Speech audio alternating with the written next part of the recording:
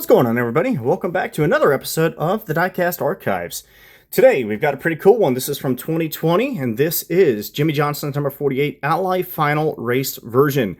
This is, of course, an Elite, and one of 590. So, because it's an Elite, you get the standard Elite box. If I'm not mistaken, I think the standard release had a special commemorative box for Jimmie Johnson. Not sure if that was the raced version or the standard non-raced version of that car, but a little bit of a bummer that you don't have that commemorative box, but even still, who really cares about the boxes, right?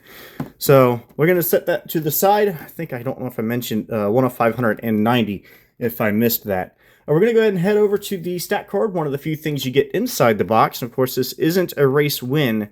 This is just a race version. So you see there, Jimmie Johnson career stats, total Cup Series starts, 686, 83 wins. Of course, you see further down there, top 5s, top 10s, career poles, average start, and average finish.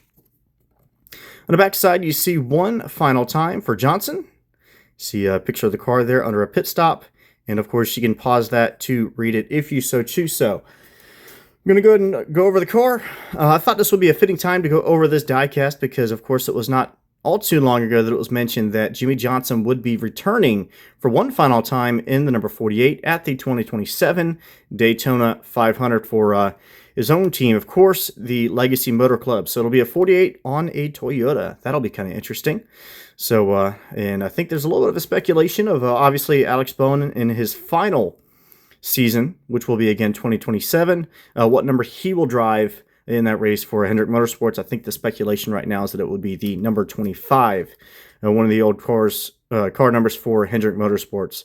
Of course, up here on the hood, you see Ally.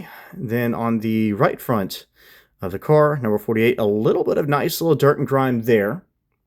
Always a little bit nice to have that on this beautiful silver. Very reminiscent of like what the Jeff Gordon final ride was, in the fact that it was pretty much his standard scheme, but in a nice, beautiful silver finish. Going over the left side of the car, you see Goodyear, of course. Left front, all sorts of rubber removed from the sidewalls of that car. Must have gotten into somebody at some point. As a matter of fact, that would somewhat explain this damage right here. Only a little bit of damage on this car. Pretty much, I think it's the only little bit of damage on this raced version. So I guess we'll try to take a little gander at that real quick. Of course, a NASCAR Cup Series, NASCAR race car, and the beautiful yellow number 48, something that I wish the Hendrick cars would go back to using, because that's just iconic for Hendrick Motorsports. And of course, in this race at Phoenix, I think this was the first race at Phoenix for the championship race, but all of the Hendrick cars were running that neon yellow that was made famous by, of course, again, Hendrick Motorsports, Jeff Gordon, Jimmie Johnson, and Kyle Busch, Mark Martin, all those guys when they were running for HMS. So HendrickCars.com there. Of course, Ally once again. Again, just a nice little bit of damage here on the left rear. A little brake dust in the center. Ally on the quarter panel. Really not too much of alternate sponsors on this number 48 ride. See Ally do it right there on the back. ZL1 Camaro. And Ally once again on the deck lid. Mine is 226 as far as the DIN number goes. Let me know what you've got. So I think it was, 590? So mine lands just about there in the center. So I got this for retail, pre-ordered this. So how much was that? Was that like 90 or something? I can't remember. So, but I did pre-order this, and so I got it for about that retail price. Let me know what you got it for. Did you get it when it was first released, or did you wait a little bit and had to pay a little bit more? Actually, I don't even know how much this diecast goes for nowadays. I don't know if it's really gone up much. Well, I say everything's pretty much gone up at this point, but right side of the car, tires look a little bit better. Not a whole lot of scuffing there, but still a little bit of brake rotor dust there on both ends of the front or the right side of the car.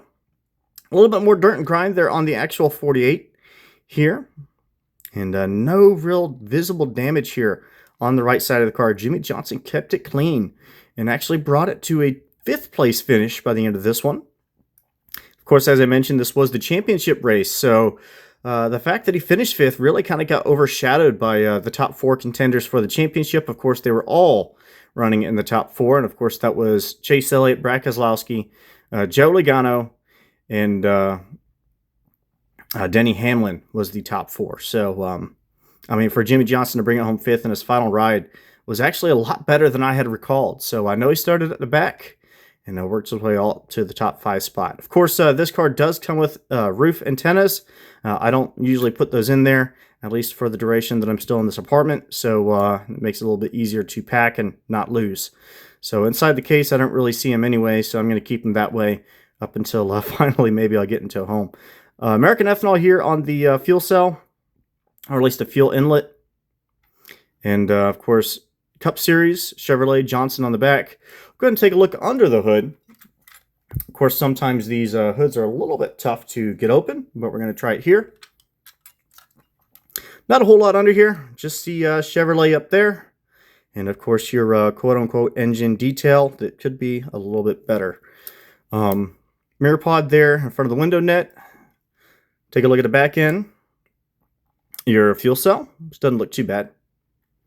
But yeah, it'll be neat to see Jimmie Johnson back at the car, at least in the 48, and one final ride at Daytona. We'll have to see how he does, but figured it'd be a good tribute, a good opportunity to go over this diecast. Of course, I also have Chase Elliott's championship win as well. We'll probably go over that within the next week or so if I can get that out. But yeah, that of course again is the final ride for Jimmie Johnson.